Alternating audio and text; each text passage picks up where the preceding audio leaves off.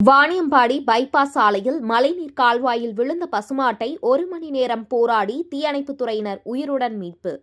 திருப்பத்தூர் மாவட்டம் வாணியம்பாடி பெருமாள்பேட்டை பகுதியைச் சேர்ந்தவர் சுவாமிநாதன். இவர் வீட்டில் பசுமாடு வளர்த்து வருகிறார்.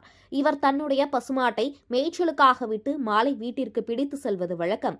இந்நிலையில் இன்று தன்னுடைய பசுமாட்டை பெருமாள்பேட்டை பகுதி பெங்களூரு சென்னை தேசிய நெடுஞ்சாலை ஒட்டி காலியாக உள்ள இடத்தில் மேய்ச்சலுக்காக விட்டு மாலை வீட்டிற்கு சர்வீஸ் சாலையில் உள்ள மழைநீர் கால்வாய் மீது போடப்பட்டுள்ள சிமெண்ட் ஸ்லாப் மீது பசுமாட்டை பிடித்து சென்று கொண்டிருந்தார். அப்போது சிமெண்ட் ஸ்லாப் உடைந்து பசுமாடு காவாயில் விழுந்தது.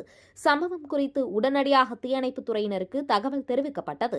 தகவலின் பெயரில் தீயணைப்புத்துறை நிலைய அதிகாரி கலைமணி தலைமையில் தீயணைப்பு வீரர்கள் சம்பவ இடத்திற்கு விரைந்து சென்று ஜேசிபி இயந்திரம் உதவியுடன் சுமார் 1 மணி நேரம் போராடி பசுமாட்டை பத்திரமாக மீட்டனர். இருப்பினும் பசுமாட்டின் ஒரு கொம்பு சேதமடைந்து சிராப்புகள் ஏற்பட்டது.